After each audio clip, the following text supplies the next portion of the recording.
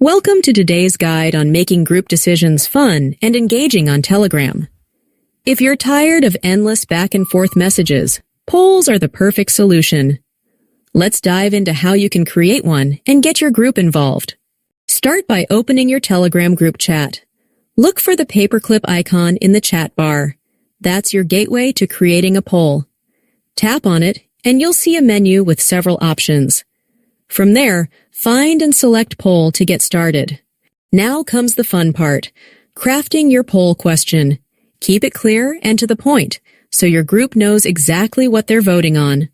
Once your question is ready, it's time to add the answer choices.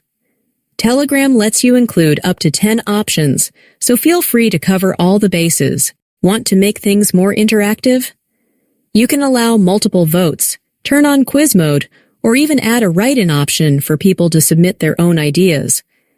These features make your poll more dynamic and engaging for everyone. When you're happy with your question and choices, hit the send button to launch your poll in the group chat.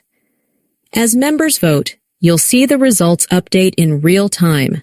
It's a fantastic way to gather input and make group decisions quickly and efficiently. And that's it.